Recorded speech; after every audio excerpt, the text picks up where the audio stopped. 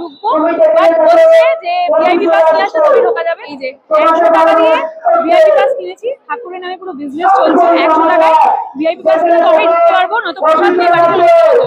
তো চলো, কিছু করার নেই, সব জায়গায় ঠাকুরের নামে বিজনেস হচ্ছে, এখানেও তাই হচ্ছে। তো যারা যারা ভিআইপি পাস নেবে তবেই ভিতরে ঢুকতে পারবে, আদারওয়াইজ ঢুকতে পারবে না, এলাও না। চলো মাকে দর্শন করে আসি ভিআইপি পাস নিয়ে। चलो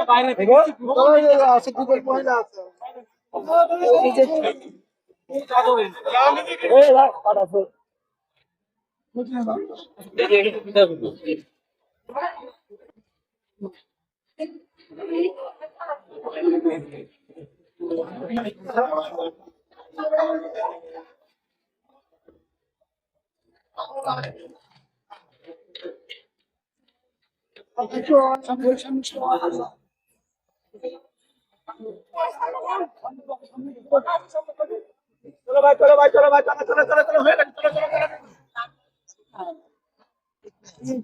हां बंद हो भाई जय मां जय मां জয় বললা মায়ের জয় সবার।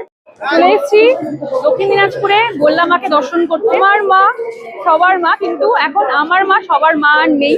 মা কিন্তু এখন বড় লোকদের মা হয়ে গেছেন, কারণ এখানে প্রচুর বিজনেস চলছে। মানে ভিআইপি পাস ছাড়া তোমরা ঢুকতে পারবে না পুজো দিতে। ভিআইপি পাস 100 টাকা দিয়ে কিনতে হচ্ছে, তবেই তোমরা ভিতরে ঢুকে পুজো দিতে পারবে, তাও 20 থেকে 30 সেকেন্ড দাঁড়াতে দেবে। তো সত্যি খুব খারাপ লাগলো। অনেক দূর থেকে এসেছিলাম মাকে দর্শন করতে, যে এই পুজোর সময় মাকে দর্শন করবো, বাট টিকিট কেটে দর্শন করতে হলো। তো এইটুকুই বলবো, যারা বলে যে আমার মা সবার মা, এখন এই বললা মা আমার মা সবার মা না, বললা মা হচ্ছে বড় লোকদের মা। জয় বললা মায়ের জয়।